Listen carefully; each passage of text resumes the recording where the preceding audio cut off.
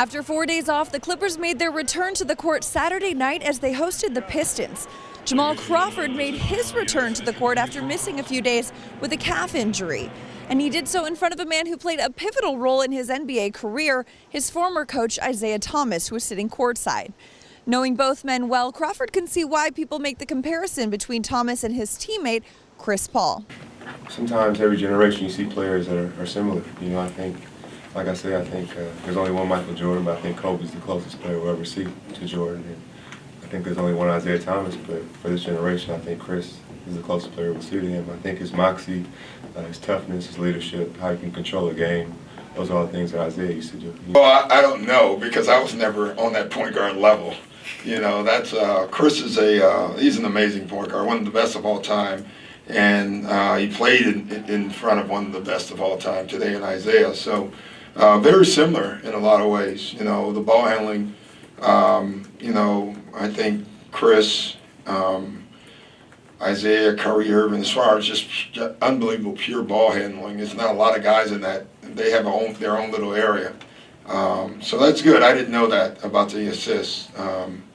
It doesn't surprise me. I mean, especially when you think about the number at his age. That's pretty impressive. Honor, a privilege. Zeke won a championship, though. You know what I mean? I think the thing that I've always admired the most about him and guys like Allen Iverson and how they were like Iron Men. I'll never forget that game when his ankle was hurt. You know, and he was just running circles around everybody. So it shows, you know, his competitiveness.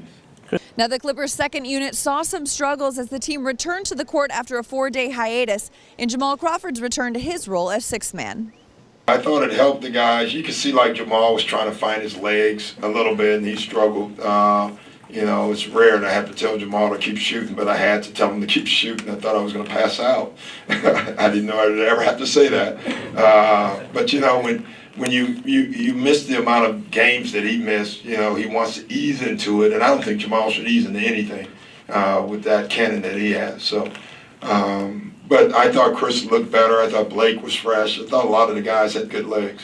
Doc mentioned that he, you know, encouraged you to keep shooting. He said he never thought he'd have to encourage you to keep shooting, but he did. What was that like? I mean, were you trying to ease yourself into it more? Yeah, for sure. You know, because we've been playing so well, you don't want to mess that up. But I understand my role is to be aggressive, and it's not always to score, to make passes, you know, and just be a playmaker out there. And he trusts me.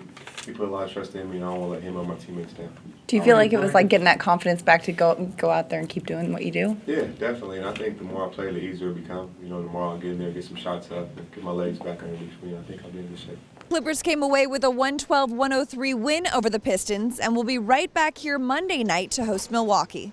For LACtv, I'm Madelyn Burke.